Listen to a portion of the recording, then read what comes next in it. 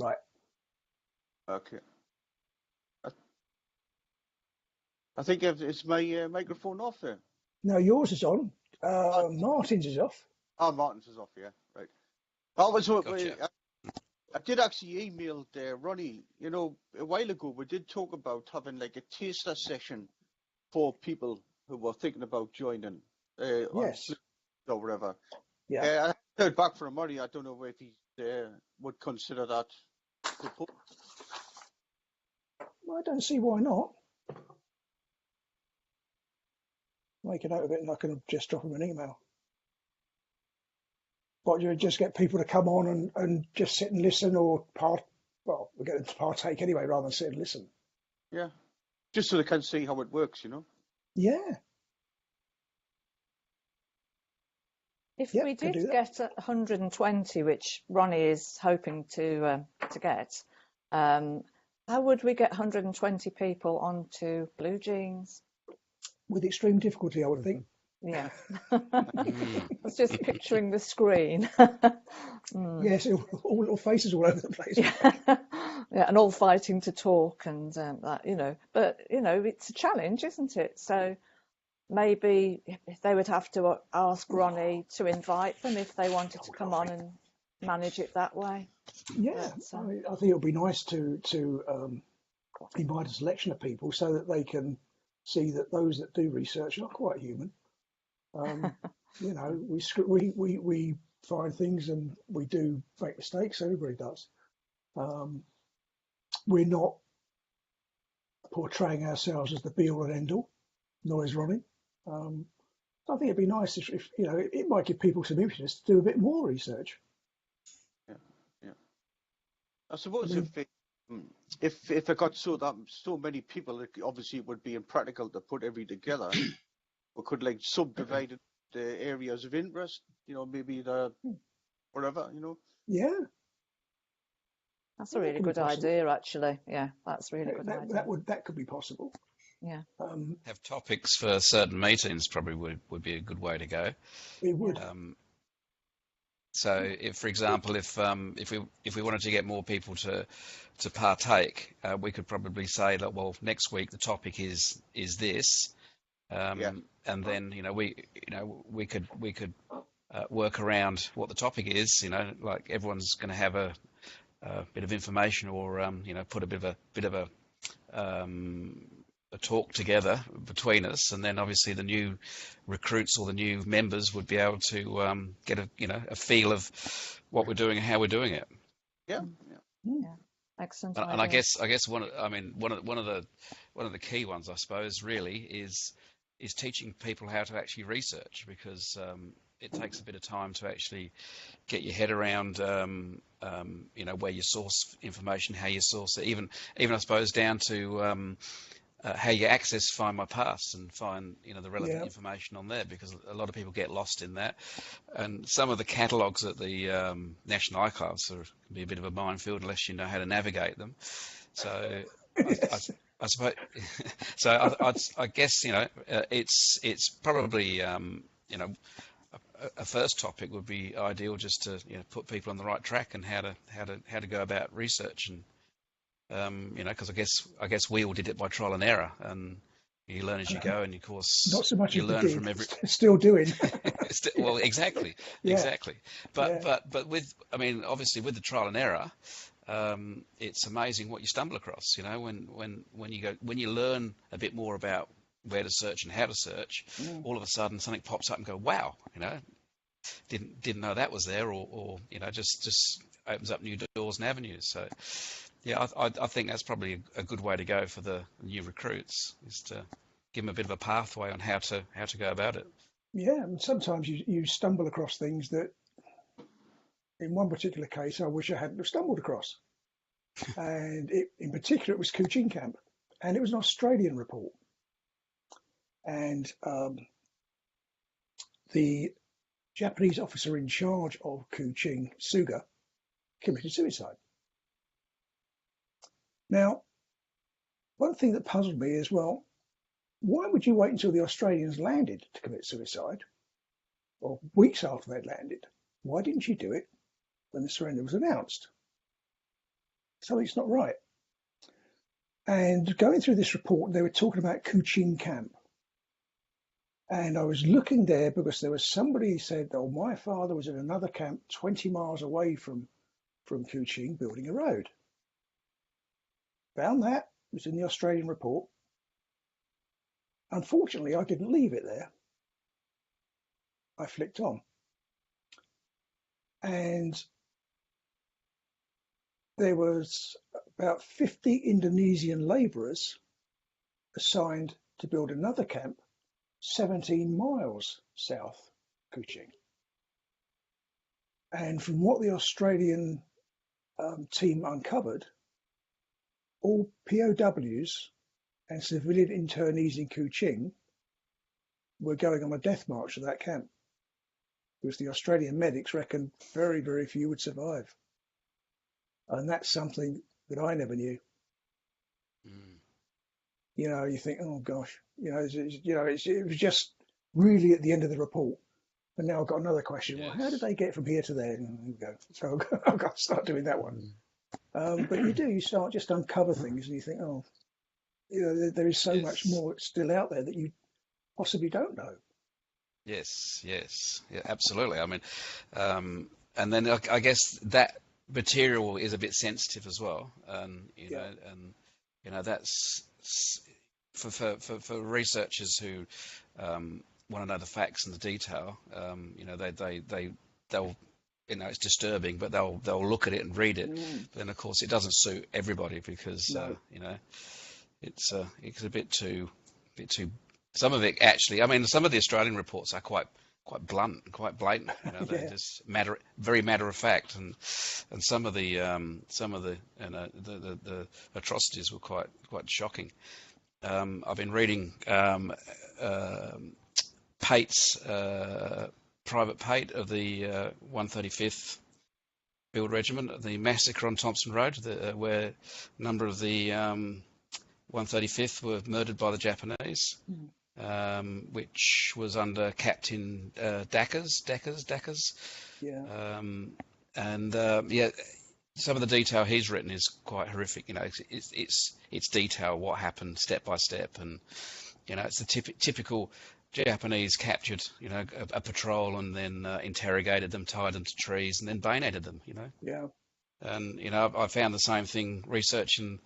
The 5th Bedfords up at Thompson Road too, and there was a group of them. Exactly the same happened to them. But some of that stuff is it's a bit gory and gut wrenching when you actually read through it. Yeah, but it's if somebody's doing research and goes into that blind, that's going to probably knock them for six, for the want of a better term. Yes. Even now I come across stuff and it still knocks me for six, and I've been doing it for 20 years. Yes. But it's happened. You have to accept that it happened. Oh, that's very. And if we hide it, then we're being disrespectful to those men who. It's quite interesting, though. I mean, it's like with Martin. It's not hidden. No. But it's hidden in plain sight. Yeah. Which you've got to sit there and read all through. Whatever you might come up with, including I think Lieutenant Colonel Toozy's report. Yeah. There was a battery that was behind Japanese lines, and he goes into details what happened to them.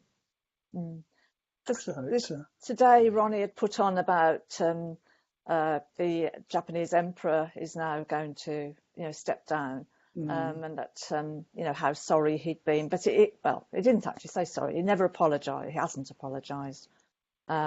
These sort of things, maybe if they were pointed out to him, that's what his men had done.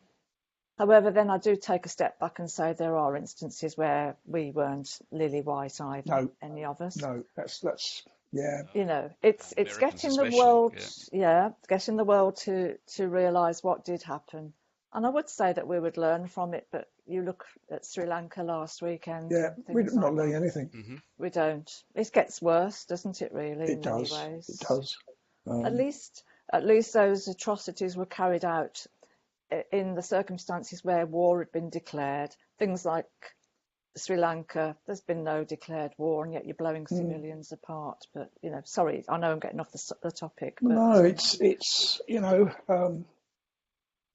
it was quite interesting. When I was in Cuba in 2016, there was a comment made by a certain General Westmoreland, who was the commander of American forces in Vietnam, about the American involvement in Afghanistan. And the lady who was the tour guide sort of looked at me and she said, well, you know a bit about the military, Keith. Have you got anything to say about his statement? I said, well, the only thing I will say, and again, the Americans should have learned from the Vietnam War, you can't fight a conventional war against an enemy that doesn't wear a uniform. It doesn't work. You might like to think it does, but it doesn't. And we just don't seem to learn or don't want to learn. I mean, you think that it's now coming out that these people that did that atrocity were quite rich. Yeah. They were middle class, you know, but I don't know. It's something I can never understand. So. Yeah, mankind is a very strange animal, really, isn't it? I'm afraid so. Yeah. We say one thing and do another, don't we, often? You know, Yeah. Preach humanity and go out and destroy it. Well, I followed Martin's lead, and I started going through some of the medical records, and I picked up the Roberts Hospital one. Yes. I thought, this won't take long. 431 pages, 30 entries per page. It's about 13,000 entries. Yes. And yes, it's endless. It's endless. It's endless. By the time I finish that, I've got to go home. I'm just so tired. But again, I started picking out names of people that I'd known, especially there's a couple there from the Birmingham Club. All right. Barbara, yeah. So I've got to go back up on the 11th and photograph those. Yes. And then I've got to go through the others. So yes, it's as Martin said, it's a great potential resource. Source, yeah. but yeah. They were very quietly snuck in. They were. I don't think they've been announced.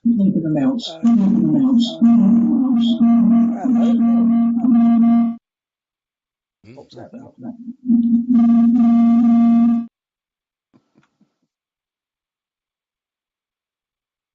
It's Bernard. Yeah. Long time no see, Bernard. I'm on my phone now.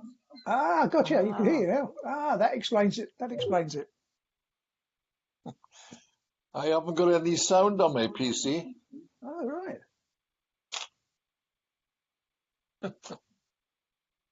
Got you loud and clear now. Yeah, well and truly. Let me try.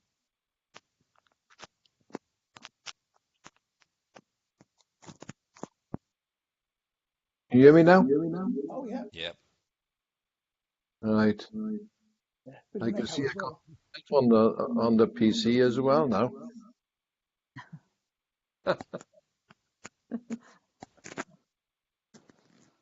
Yeah, I think last time I mentioned I went to the Shrewsbury Regimental Museum and I picked up these magazines, the War Illustrated, that were printed during the Second World War for 10p an issue. So I got 183 of them, which cost me 18 quid. According to the curator, had I gone the week before, they would have cost me £1 an issue. I thought, okay. And I had some here from my father's, so it's 49 issues missing. And looking at the prices on eBay, they're quite expensive. I was in Loughborough getting the old hearing aids tested. They've got an Age UK bookshop there. So I walked in to look at the military section, and there was nothing on the Far East that I wanted. And I wandered over to another section called Old Books. I was looking along the rack, and I thought, it looks familiar. It was the War Illustrated, all 10 bound editions, £2 each. Wow. Because they wanted to get rid of them. Yeah. Price on eBay, I looked at price on one bookshop, and they had one volume missing, and they were charging £60 for it, for the other 9. And the missing volume would have cost me £15. So I thought, that's okay. So I've got even more books now. But yeah, they're quite interesting. 'Cause it's quite interesting to you read what was written at the time and then subsequently what actually happened. So yeah, so let you know if I find anything decent there.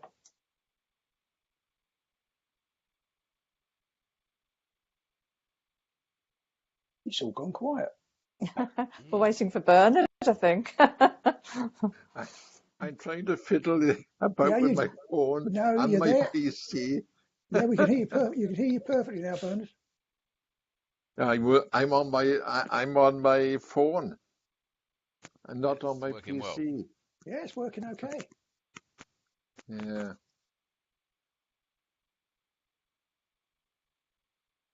Yeah, it's okay. We got you. What'll happen if I switch my PC off then, Keith? I don't know. It's the answer to that one, I honestly don't know. But it's got you coming up as talking and all the rest of it, so it seems Yeah, okay. but I'm talking on my phone, you see, and it's Mm. not coming through on my PC. I got your picture on my PC.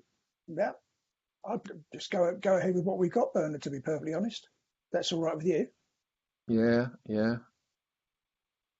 I mean, if you remember before, I couldn't use you on my PC because my picture used to come upside down. Well, that has righted itself, and now I haven't got any sound. And yet, before I came on the meeting, I spoke to the parrot gene, and it answered me. Mm. So something wrong somewhere, isn't there? Yeah, looks like it. What's Hopefully when. Sorry. what's on the main picture on the PC? I've got a picture of you, Mm-hmm. and on the side panel on the right, I've got myself with the what do you call the switches? I say switches, and in the middle of those, up the top, there's a cross. Mm-hmm. Now, what is that? I have a feeling that might take you out of everything, to be honest. That's It'll what that just close the picture down, won't it? that little X might take you out of everything. I'm not sure. It's got the a settings big on, X. It's a big X. Mm. It's as big as the others. Oh right. I don't know. I haven't got that on my screen at all. It's a settings, I think. If you click on No, settings, no settings are on the further side on the right above my picture. Mm. I've tried everything in there, and no. And when I was playing about with it yesterday, I managed to get onto Blue Jeans, and there was a man there talking to different people. My name didn't come up, even though I could see him, and that he wasn't able to talk to me. Mm. It wasn't the secret meeting about the Huawei No, 5G thing, was no, it? You're not no, you're not the one that's leaked all of that. no. I've got a Huawei phone. I'm watching you on my Huawei phone. Yes. I think if they find out who did that leak, there's going to be somebody serving a prison sentence. I think. Yeah, I don't think Martin probably knows what I'm talking about, but yeah. Go, Martin. Oh no, I was just going to say that I've heard there's been a few problems with Huawei just recently, but I'm not right across it. No, it was a very, very secret meeting that has been top leaked. Top level meeting, and somebody leaked the contents of it, and it could only have been somebody that was in at the meeting and who had signed the Official Secrets Act, which means they have broken the law. It was that secret that we all know about it. We do now. I think it was you, Bernard. Oh, dear. You got into it. Yeah. Quite frightening. Oh, so has anybody got anything they've been doing particularly? I know I'm just soldiering on at the moment, but Martin, what are you up to? Well, we're actually heading back up to Thailand at the end of May, going up on 25th May for a couple of weeks. Yeah, we've got some more projects we're doing up there at the moment, which is really good. So I mean, fundamentally that's more probably research around the Tarkinen area again. All right.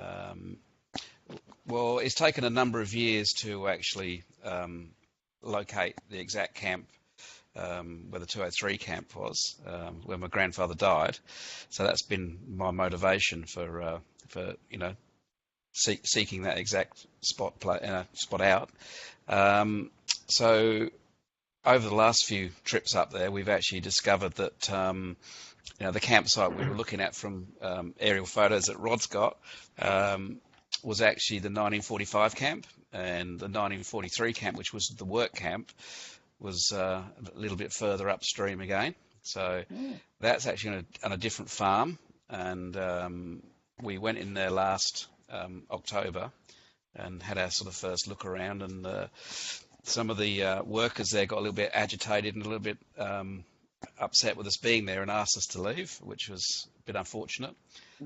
Anyway, we've managed to actually speak to the landowners now, they're in Bangkok, so we've managed to get in touch with them. So they've actually sort of given us permission again to come up there and spend a bit more time, but they a little bit cautious about it. They've actually said that they actually want to do their own study and their own research. So which is great, because it now gives us an opportunity to maybe make an arrangement to try and meet them in Bangkok and share some information with them, because we got some good aerial photos now and some of those ground photos that were taken at that site. So we should be able to share a bit with them and help them with understanding the story that happened on their farm. So that's pretty exciting. And we're going to do a little bit more with the base camp, which is the 206 camp, which is a bit further up. So we're hoping to get out to there again and have another look around up there. That's a bit more remote out there. There's some quite dense jungle areas out there, which is where we know some of the infrastructure was overlooking the river. So it's pretty quiet out that way. So we're hoping to go and have a look at there again. And also we want to have a look at the Dutch camp at Prankasi around the 211 kilo mark, which is area known as Ban Chanday. So there's quite a bit of infrastructure that was out that way as well. So we just want to go and have a bit of a look-see and hopefully see what we can discover. Interesting. The Thais are taking interest, though. It's great. No, actually, you're right, because normally they don't. And when we first spoke to them and was going out to that particular camp, they insisted, there's no prison camp here. And we were saying, well, there is, because we know there is, because we can see in the aerial photos, it's a little bit south of where you are, but we know this is the area, and they insisted no. So of course we went there and rummaged around, and what did we find? And we found 2 lengths of railway in there with all the fish plates, and then we found that their standpipes for their water, they were using big bridge bolts.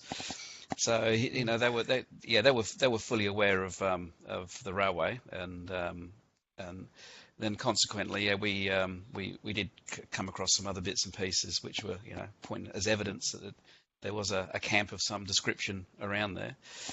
So that's definitely the plan is to try and meet with them, because when we go out to the farm, we'll actually contact them by telephone just to get the permissions to go. And then we just got to talk to the local Mon workers when we go out there.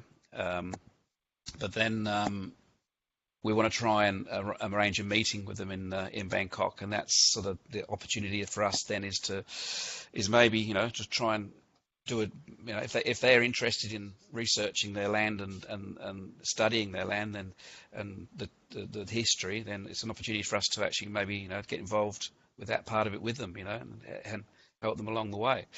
And it'd be great if in time, if they were open to it, we could even talk about maybe a memorial out there as well. It's quite a large area. It's quite a large farm area. So right there on the river bend. So it's a nice location. But that's pretty much the plan at the moment. Oh, It's a bit of a shame actually because every time we go up there and we rummage around and Rod always checks in with us. Oh, what you find? What's going on? Blah blah blah. And when we do find something of significance, he says, "Oh, well, let's go back up." So we end up heading back up with Rod to have another look. And the last time, of course, that we went back up with Rod to have a look at at the farm again, the local workers wouldn't let us in, so it was a shame. So Rod didn't actually get into that area. So that's the plan this time, is to actually is to work on sort of getting more acquainted with them and getting some formal permissions to get in there and have a really, really good look around. That's the plan. Do you think that they're hesitant because they suspect that you're going to start taking stuff away? Yeah, look, perhaps. Yeah, so that's the part where look, I mean, I've done some bits and pieces in Singapore, and I've taken bits away from Singapore, but I take them away to clean them up and identify them, and then next time I go to Singapore, I take them all back again, and give them back to the various people who can look after them and or display them, etc., etc.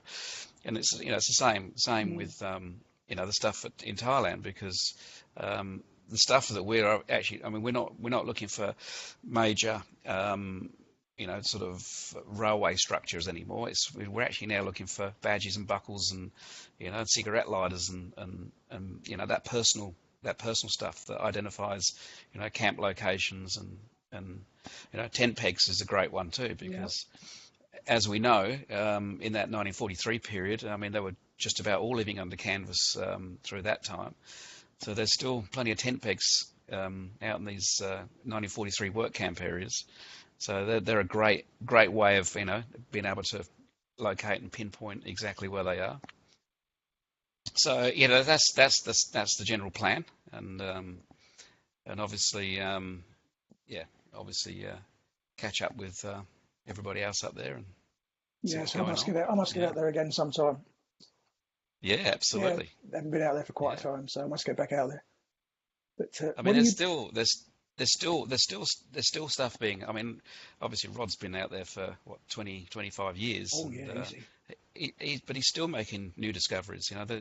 When you talk about the length of that railway, you can't walk every inch of it.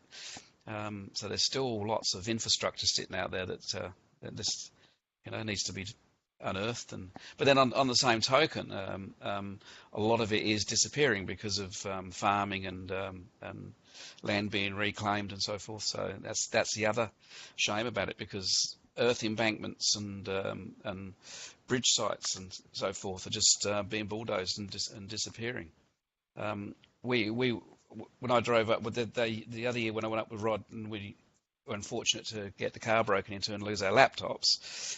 On that trip up, one of the areas where the railway ran right close to the road, they were building a new sort of restaurant cafe type place, and they'd been in there with dozers and levelled it all. And of course, they dug out the stream and the runoff because they needed to create some drainage. And when they put the diggers in there, well, lo and behold, they were pulling out beautiful bridge timbers, which were still perfectly intact, and they were just laying them down on top of the soil. And of course, we happened to come past, and we looked across and went, "Wow!" So we knew what they were straight away. So of course, stopped, went back and had a look, and so these timbers were just being dragged out because they were developing and putting in some drainage. But at the same time, they're going to disappear because the tyres will actually, Rod was going to talk about collecting them and taking them back, but I don't think he got around to it. And of course, the tyres won't see any importance in them. They'll probably end up burning them. Yeah, that's the shame. I mean, that's there's a lot of stuff up there that is getting lost, unfortunately, and so I think it's like Rod said to me, like that, he's got more than enough stuff. He doesn't need to collect any more, artifacts and materials. He's got nowhere to put it anymore. So a lot of the stuff does get bulldozed and turned over, and just scattered across the ground, unfortunately. But nobody's been into the Burma end.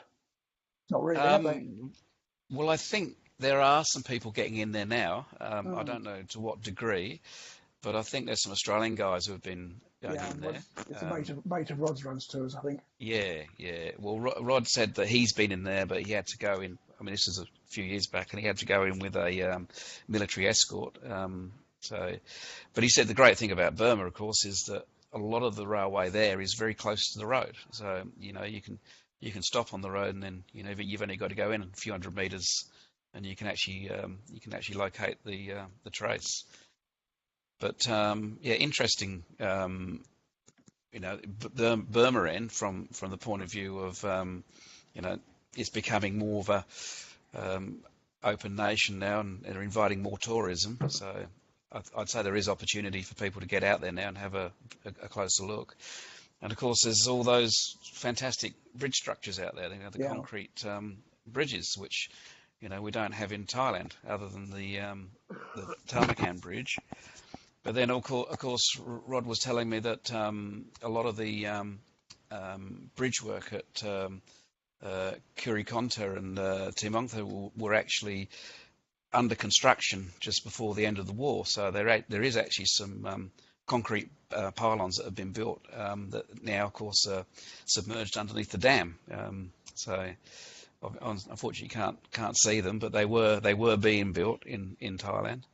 So I mean, a lot of these, as we know, a lot of these first timber bridges were never meant to be permanent. They were always going to be upgraded as time went on. But of course, the war ran out. I suppose that's what stopped all of that. So we're pretty excited to get back up and to make acquaintance with the landowners and to get them on side. That'd be great. Yeah. We want to form a relationship with them. That's what the plan is. And if we can do that, then we can probably discuss doing something real formal with them on the site, because it holds a lot of significance. Of course, John Coast wrote a lot about it in his book, and it was Johnson's camp, so a lot of Suffolks in there, Leicesters and Royal Signals and Benson Hearts. So got something to do on Johnson. Where is it? Oh, it's one of the medical orderlies that Johnson mentions for an award. I've got to do some digging on that for somebody. So which camp was that at? Was it his camp? Or? No, I don't know. It doesn't give a camp, so I've just got to start from scratch. Yeah. So I'll have a look. Yeah, I've got a copy of his affidavit, but it's not detailed to any great extent. Now I must admit, I'd like to explore the area up above the railway, around Chiang Mai, Phit San Luc, all around there. Yep. For the Long March, but also to find out what was around Rahang and places like that. Now, Lieutenant Colonel Vollenhoven did the report on the railway, and his deputy Schroeder was doing that area and died of smallpox. So the report never got completed, right. Which is terribly frustrating. But yes, his wife survived; he didn't, which is tragic, really, because he'd been all the way through the prisoner of war experience. But I think there's still such a lot left out there. It depends what else there is at Kew. Yes. I mean, I don't think the Imperial War Museum is making things easy these days, from what I understand. But I've not had personal experience on that, so I can't really give a comment. Somebody said that the National Army Museum might have a load of archives as well, and certainly when Carol was doing the formation of FEPOW, she was led to believe that any property from POWs came back to the National Army Museum. Now, whether that's true or not, I have no idea. Right. I mean, I know we sort of like her father's diary. We know Dunwell never came back through the National Army Museum. We think that came back with, was it Padre Duckworth? And it was never passed on. But again, it's just, we think, it's not, we can't prove it. But at least she's got the diary now, so that's the main thing. It's her father's diary. But you wonder how much else is still lurking about out there. I mean, we were given a load of bits and pieces. Hello.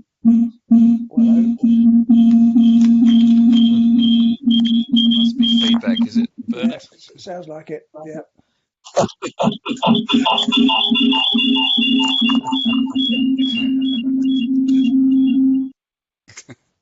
Is it all right now? Yeah, you've still got the echo there. Oh, I got problems this end. You sure have. Stopped? Yep. That's all right. Yeah. The message come up now, so you can't hear your speaker is turned off. And when I turn it on, I get that noise. My speakers are on. I've got a little note up here saying Bernard Stogden 2 is talking. And we can hear you, Bernard. Yeah, we can hear you. But I'm talking on my phone, Keith. All right. Well, it's working. I'm going to turn my speakers off. How's that? That's better. Ah, perfect. Well done. No, I got problems there somewhere. It's only on Blue Jeans I get the problems. I can go on Messenger and everybody hears me and talks to me. All right. Blue Jeans. I don't think Ronnie's paid the bill. Ah, dear. Yes, it's yesterday I was at the trustees meeting, and I've got, Keith, stuff for the archives. We've got some more diaries come out of the woodwork. So I'll go have a quick look at those and then put them in the archive. But it's quite interesting as some of the stuff that's being handed in. Because diaries are absolutely priceless. Because they give you the grassroots information. That's right. I think really I've got to start going through the FEPOW archive and just seeing 100%. We've archived it initially, but seeing 100% just what is there and have a good look around, good route around. You never know. Just never know. But, so are you coming over to the UK again sometime soon? Yes, it'll be end of October. Yeah. So, right. Yeah, last week of October, then first couple of weeks of November.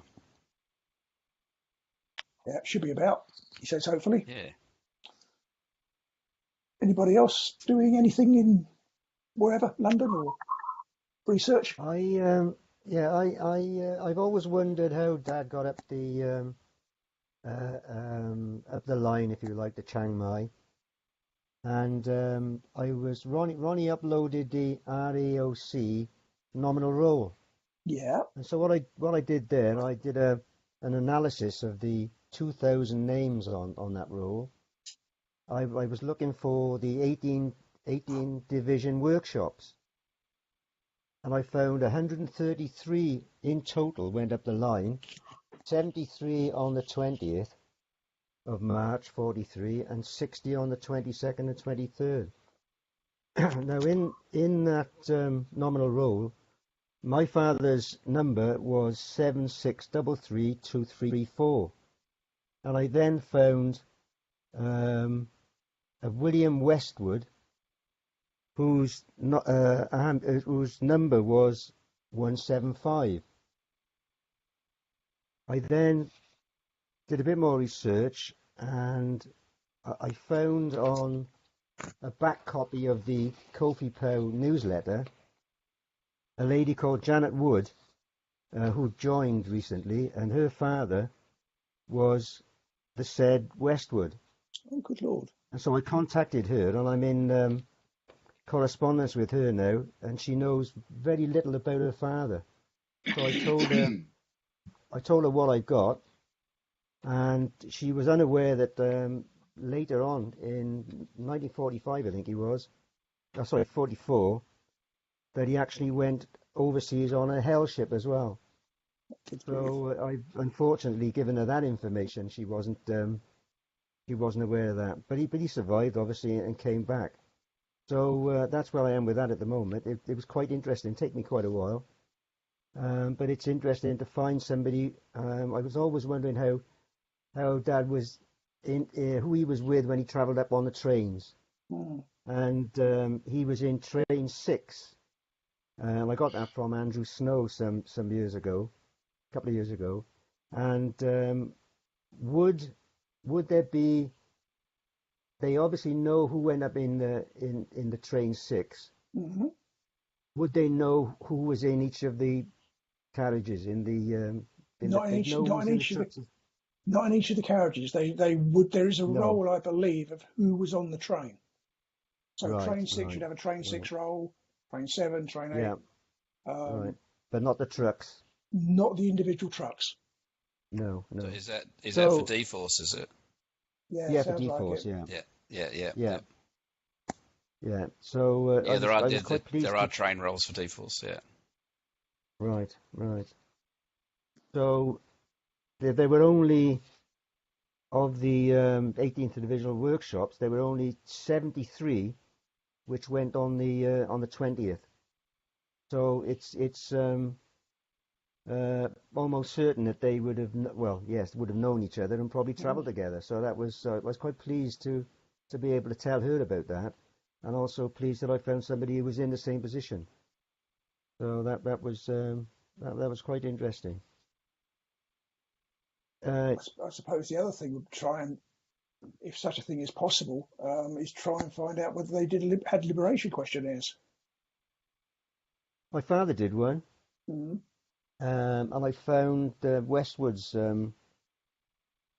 liberation question as well. Oh, that's but good. All he put on that he was in Saigon, and so I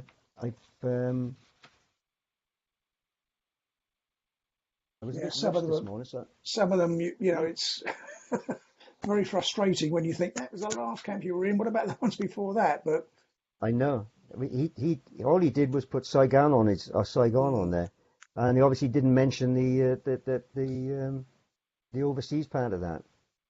And I found the name of the hell ship as well. There's only one went on that day, and that was the 2nd of February 1945. yeah, something begins with an H, doesn't it? Something. I think so. Yeah, something Maru. Yeah, Yeah. I think that was the So one that's Ronnie's what I dad was. was on as well. Sorry? I think that was the one Ronnie's dad was on as well. Oh, right. Oh, is that Right. the Hyarussa? Is it Yeah. Hyarussa, Maru? That's the one. Yeah. That's the Yeah, one. yeah. Yeah. Yep. Right. But you can actually find out, right? Let's try and. Those men came down from the railway. Yeah. Okay. You've actually got a roll of the men that were on the 2 Saigon parties. The one, I think, on the 31st of Jan or around that time, and the other on the 2nd of Feb. There is a roll Yeah, at 2nd of Q. Feb. There is Yeah. a roll at Q as who was on that ship Right. and what trains they came down from the railway on. Right. Yeah. So what work? Do you know what work group your father was with? Sorry? Do you know what work group your father was with on the railway? No. Oh, right, okay. No. He went up to Chiang Mai Right. afterwards. So I don't know how he got up there. I think you said to me previously there's 2 ways, up on the train or the march, wasn't it? Yeah. Hello, Jan. No sugar for me. I think if my memory serves me well, and it probably doesn't, Chiang Mai was a Japanese truck depot. Yes. And the men were employed repairing trucks for the Imperial Japanese Army, as only POWs can repair trucks for the Imperial Japanese Army. And I think I've read a report somewhere they started off with 56 runners and ended up with 4. Yeah. which is quite an interesting statistic. But it's interesting to see how he would have come down.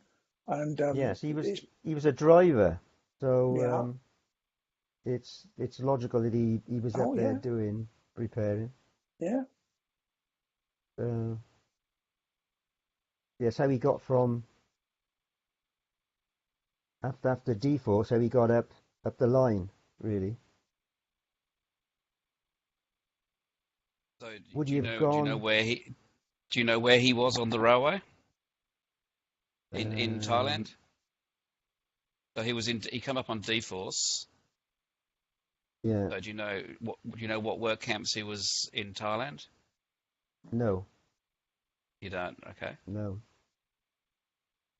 So his number was 7633234. That's it. Yeah. Yeah, yeah. So he's on the roll for train 6 D-Force. Yes. Yeah. Yeah, so probably just need to try and work out what work battalion he was with. Mm. So one way probably can look at that is by looking at the other guys on that roll and see if they actually come up in any of the hospital records, because some of the hospital records have been really good for actually giving their Japanese work battalion, because the Japanese gave them a work group. So obviously each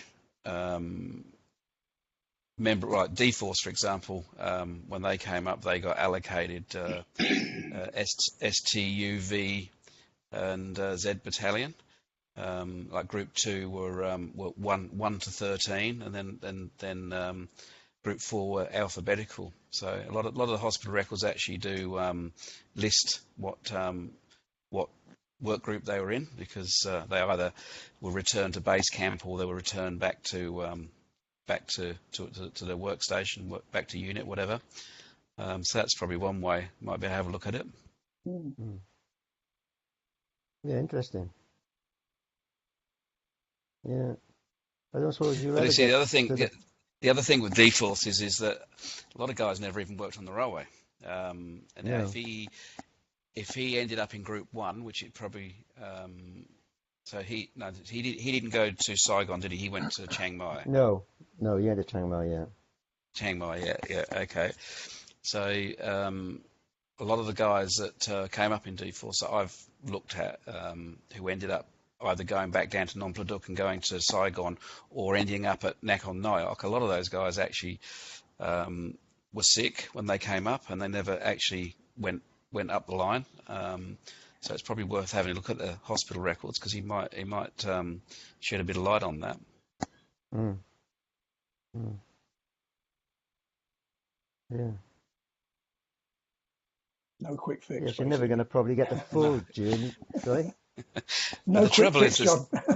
No, it's not, isn't no, it? No.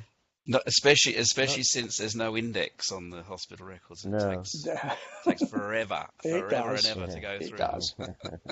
But yeah. so your father, John, never went to Saigon, No, he didn't. It was the other okay, chap Westwood. that was Right, with. No, yeah. he stayed there. He came down to Tackley in the end. Did But he? I think that was just to fly to Rangoon, I suppose, is Yeah, it? because my dad Or was working building the airfield at Tackley. right, right. Because the camp was under the Imperial Japanese Air Force, not the Army. And evidently, Right. from some correspondence that we've got in the FEPOW archive, Mm. a couple of the FEPOs wrote to the commander of the camp, which I think was at the time a lieutenant but promoted to captain, Ito, I think his name was, ITO, thanking him for his kindness towards the POWs and looking after them. Right. So Yeah. yeah, but yes, my father was there. He was one of the hut commanders at Tackley. There were two people that I met who knew him, which was good. I didn't expect that. And I know the camp was quarantined because a couple of men, we'd often talked about this long march. Some of the long Right. march ended up at Tackley, obviously to be flown out. And lo and Right. behold, two men had smallpox. And I found that out from the son of the Australian medic. So my father never actually got out of the camp until the end of September. Right. On my father's liberation questionnaire, the date that he arrived in Tackley was after the that was in September 45. Mm. So that's Yeah, when he arrived there. wouldn't surprise me. Yeah, because they're all starting to move them down to transport them out if they can. And Chiang Mai was up far enough that Tackley would have been, I think, would have been the nearest drone they could fly out from. I think he was after Chiang Mai. He was in Lampang, which is further south again, isn't it? I think. And then Tackley. Right. Interesting one. Mm. Was Lampang transport as well? I don't know. Is that a transport area? It's one of these lovely camps that's off the railway, and you think, I wonder what was going on there. It's, sometimes you find out by default. It's like there's an Australian Lieutenant Davidson, and I think he was in Catchy Mountain Camp or something like that. You think, well, what was he doing there? Building an airfield. They were building airfields around that area because that's where they expected the Allies to invade, the Gulf of Siam.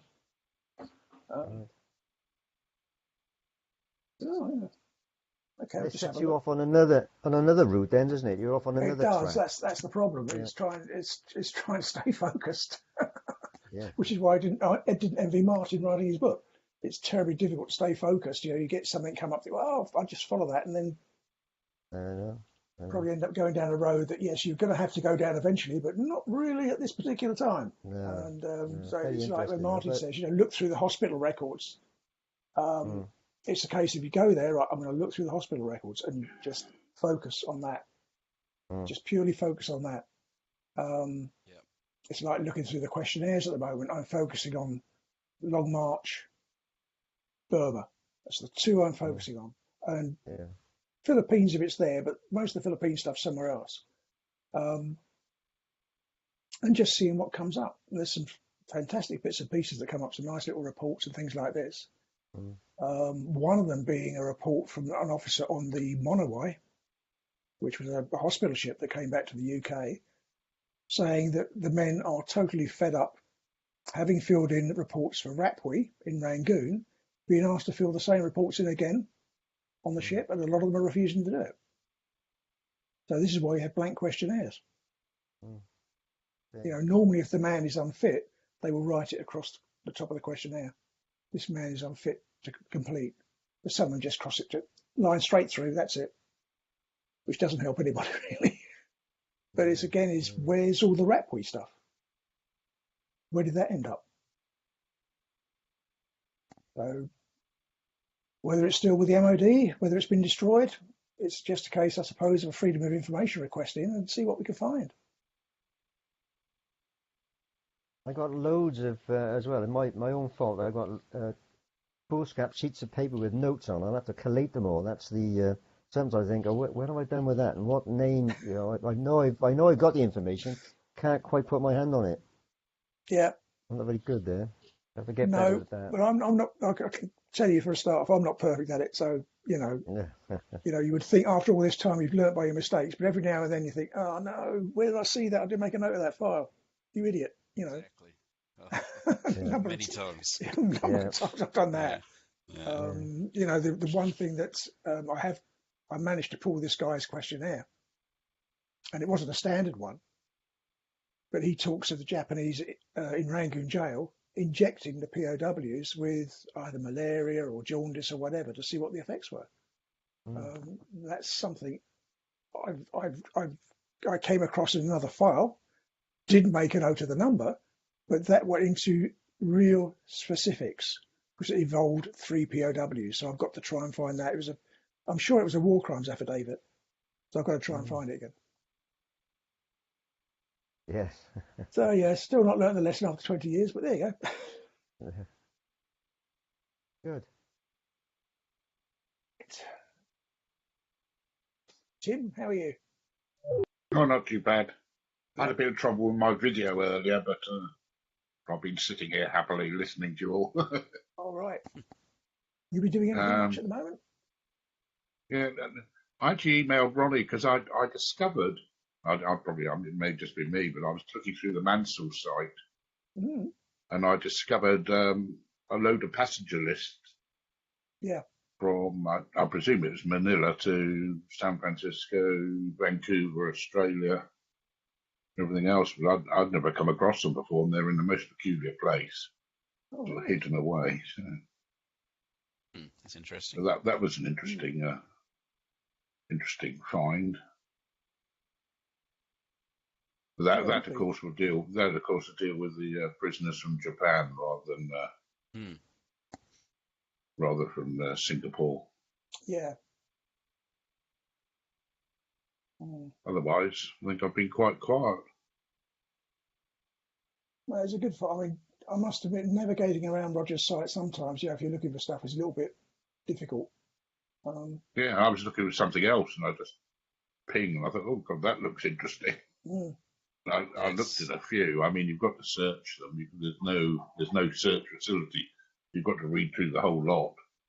But I did come across a few names that I recognised, but unfortunately, I never found my father's, and I think he's on one of the lists that is after the date of the last one. So. But anyway, if anyone's interested, it's under something called Special Files, I think.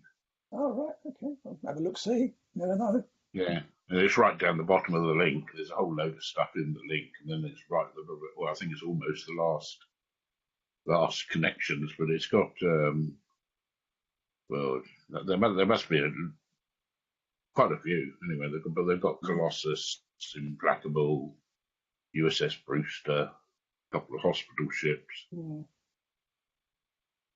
and all the other ones that seem to be taking people. And then they must have actually had some were actually dated from March 45, so I presume they must have been ones who were released in the Philippines. Yeah, I would have thought so. Thought so. Then they go right up to October, and maybe one or two from November. That'd be worth a look, yeah. But it's again, there's a beautiful file in the National Archives. It's under the ADM files, Admiralty, and you look at the Admiralty file number, and it gives you a 4-digit code /4. So that's file number 4, and it's about that thick. But according to the lists that were prepared by the National Archives, files 1, 2, and 3, which would cover Singapore, Bangkok or Thailand, maybe the Dutch East Indies, have never been handed over. So that, again, could be a Freedom of Information request to see what comes up. So I've got those details. But I know if you put a Freedom of Information request in, there's a file in the National Archives that you cannot see unless you put in a request, and that takes 6 weeks. But they have to answer. So I have a feeling I might have to go down that road and see who I contact at the MOD or the Admiralty or whatever, and pray that somebody's going to be kind enough to have a look through their records. But I have my doubts somehow. But all we can do is try and see what happens. Yeah, some files do seem to disappear. There's one, I think I asked Ronnie about it as well. It's one of the alphabetical ones, maybe one of the Java roles, and it goes from A to K or something, and the next lot's missing. And I actually contacted the National Archives and said, "Where is this file?" And they said it was never handed over to them. So you've only got the first half of the alphabet. Oh, I know what I've done. Yeah, there's a battle casualties file like that as well. And I think it's the latter half of the alphabet. And I know the first half exists because I had seen it. It was not in the National Archives. Oh, well, you'd actually seen the missing file. Mm. It was with, I was told it was the MOD files that had been loaned to the Commonwealth War Graves Commission. Hmm. So I've got to, where did those go? If they were the MOD files, were they handed back to the MOD and then on to Q? Or they've been just handed back to the MOD and they're sitting there? Or what? They've not been digitised. So they've not been digitised by the Commonwealth War Graves Commission. So one assumes they went back to the MOD. So it's just going to be a case really of looking. But even when the Changi files were released, at the time there were two very good guys at Q. One was William Spencer, was their military specialist, and the other one was Alan Bougen, and he specialised in prisoners of war, all of them, regardless of where they were. And when the Nelson files came to light, because I was spending my holiday up, having seen them, I was spending holidays, my 5 weeks holiday from work up at Kew all the time. And I walked in there one day and Alan said, I need to speak to you. And he said, right, we sat down and said, where do you think these came from? So I told him, based on the evidence, where they came from. And some of the others, obviously, I said that the photostats have got to be American because they're all the Japanese camps. And we had a chat about that. And the next thing I know, it's, somebody from upstairs wants to see you. Oh, right, okay. And it was a case of, what actually, can you actually tell us what these are? And we can pass it back to the MOD, which I told them as best as I could. I said, there is somebody else, I'm sure, that knows better than I. And she did. She'd known that those files had existed for a long, long time and exactly where they were. But to us, once they got released in 2011, brilliant. It's a whole new world. All we had to go on before was, I think, POW cards, questionnaires, Changi registers, hospital sick registers. And they were for Ubon and non-product, I think, weren't they, Martin? The original ones. And even some of those are missing, sadly. Yeah, just it's a case of keep plodding away and, there's something buried in another file. But no, I think it's getting to the state. I mean, according to what I've been told, the MOD have got nothing further to release. But it's whether that the people working there now know what they've got.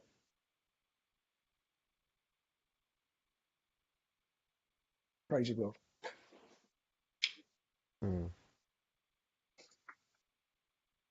Anybody else? I have been doing absolutely nothing because I'm really bogged down with my poor mother and her dementia. But going back to what Tim was saying about coincidences, somebody who I found on the FEPOW new members site who I contacted, and she's now the treasurer of our group, that's Margaret. Oh, yeah. She went out not long ago and met up with Ron and did various things. But she also found out the train that her father, who was in F Force, had moved up on the railway. And it's interesting how coincidences crop up, because when she was looking through the list of men who were on that train, Pat de Paestron, who probably won't mean anything much to any of you apart from Keith, was on that same train, and he was one of the founding members of the Birmingham Association of FEPOW. And I asked her the question, were they on the same coach? But no, she looked at me in amazement and she said, they know the list of the trains, but they don't know the coaches. No, but that would have been, as she said, they could have been in the same coach together, all possibly, because they were certainly, his name is mentioned in the war diary, that Margaret's father's name is mentioned. Yeah. Because it sort of brought me up short. I thought, hello, I know that name. Yeah, it's odd how coincidences crop up and how, things like just the CoFEPO magazine can lead to contacts and things. It's pity that the Data Protection Act has stopped some people putting their details on that prevents us from contacting them when we can see that there might be a link and we can help them and they could help us. But it's fascinating how coincidences crop up like that. Yeah. I mean, if any of you have gone to the NMA, Pat de Pastron's got a little memorial to him there that you can find as well. Yeah, it's a little in Birmingham. plaque, isn't it? That's right. Yeah, yeah. And Tom McKee has got one too. Well, I spoke to Ken when I was last at the Birmingham Club and said, Ken, we put Tom's map, this is the long railway map, downstairs, mounted that. Would you or his goddaughter like to think up of an inscription that we could put on a plaque and put it next to the map so that it singles out this was given to us by Tom? Yeah. So he's working on that. Oh, that's lovely. Yeah. Another job done. Yeah. And our last FEPOW direct member will be 96 in a week or so's time. So that's lovely. That's Ron, isn't it? Ron Mockford. Yeah. Yeah. So God bless him. And I was amazed to hear that one of the FEPOWs, age 102, had gone to Hellfire Pass. Yes, they reckon it's his last trip out. Last trip out there. Yeah. Yes. And Martin, Martin, it was very interesting to see that there was a bit of an uproar over the Anzac Day celebrations at the MCG where the birds from Tokyo played. Somebody didn't quite think that through, did they? No, that's right, exactly. Yeah. Yeah, never mind. It was an odd choice, but I'm sure the group's very good, But that's the main stage, MCG. But for this round of football, every game is an Anzac game. Really? So, yeah, we watched the Fremantle Dockers last night. Had a triumphant win, thank goodness. So it's they put on a really good pre-game ceremony each year. So yeah, it was just the thought of replacing it with a music act, and certainly with the name of the act, ruffled a few feathers. Yeah, literally, yeah. Oh well, times move on, don't they? Yeah, but you still got to have respect, That's yeah. But I wondered what Ray would have felt when he heard that because he and David Sartin had to sort of take cover when they went to Hellfire Pass because they'd run out of water and things, and this 102-year-old veteran actually made it there. So I was, perhaps it was a cooler day when they went, because I know Ray said last time when we were on the video that it was 45 degrees or something like that. When he was there. The April time out there, evidently, so I've been told it's very hot because somebody said if you can't stand the heat, don't come out. Yeah, it's very hot at the moment. So I did start to watch Bridge on the River Kwai again last night. It was on one of the channels. But when I got as far as the colonel taking out the men from the hospital to work, I couldn't watch any more of that. Oh, no. It's a long time since I'd seen it. I think I hadn't watched it since I watched it with my dad when as a small child. But I thought I'd try and watch it, and it's just the most awful film. Awful. Yeah. So no, I couldn't watch that. So that's about it. I haven't done much. I haven't even opened the books that you've lent me yet, Keith, because I've been. What? I thought you'd have finished those by now. Oh, absolutely. Yeah. Or done my usual, got halfway through and said I can't read any more of that. But, no. Yeah, I guess. I mean, I'm reading one at the moment. It was one that came up on Facebook, and it's written by a Japanese, and he does not pull any punches about his country's behaviour, going from 1931 in China, and also what was happening at home in Japan, and all the censorship and everything else like that. And it's a real eye-opener, what was going on in the schools and what they were being taught. And I'm slowly getting my way through the book. It's not, the easiest of reads, but you think to yourself, oh, hello. Yeah, they had some practice then of doctoring the truth and not telling people at home what's actually happening. I think there was a little confrontation between the Russians and the Japanese in 1939, and some Japanese were taken prisoner. And when the officers were returned into Japan, they were given the choice of committing suicide just because they were taken prisoner.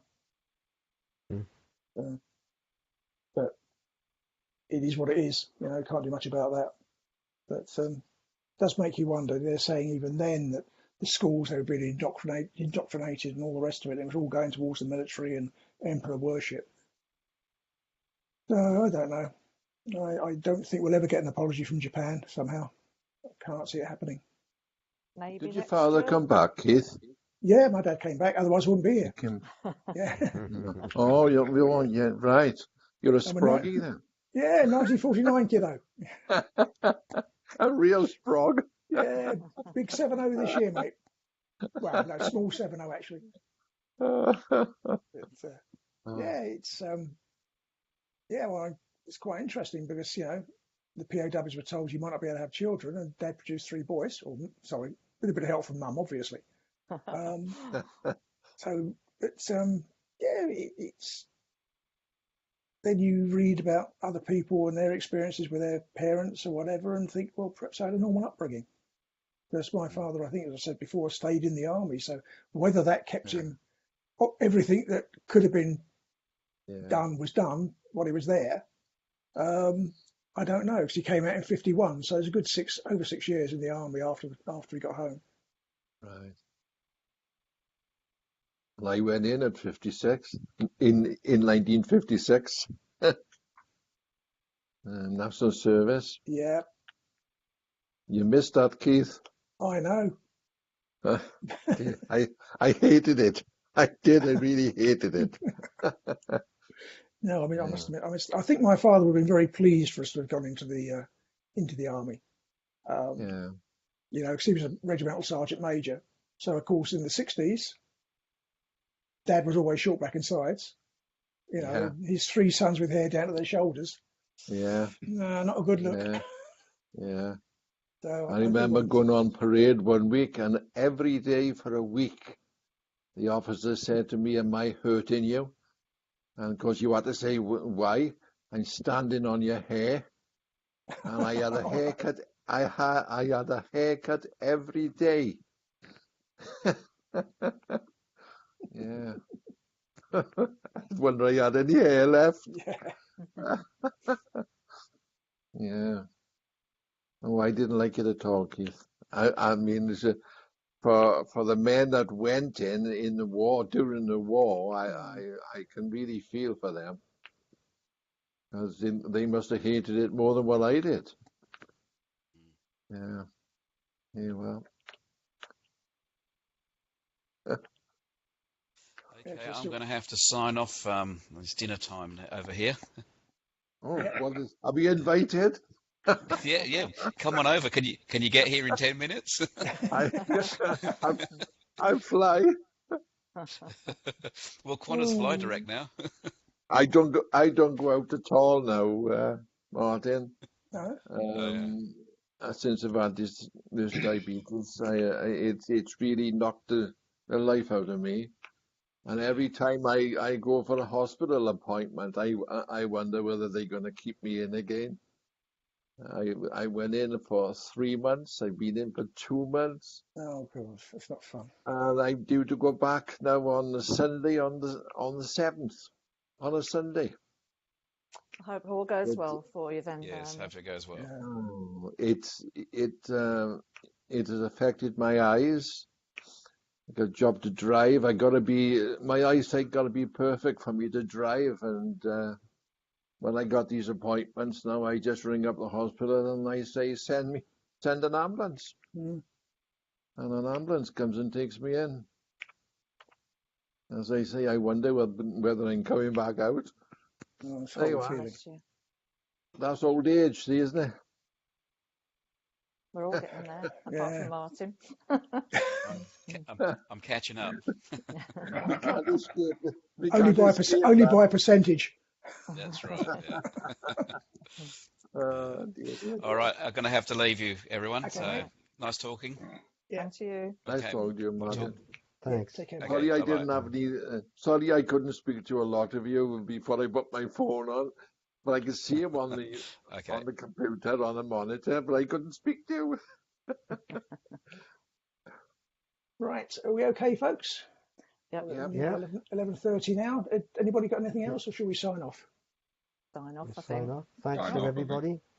Okay, Yep. I'll stop the And recording I now. hope Ronnie is okay. Yes, well, I'll keep in touch with Gillian and just make sure. Yeah, thanks, Kate.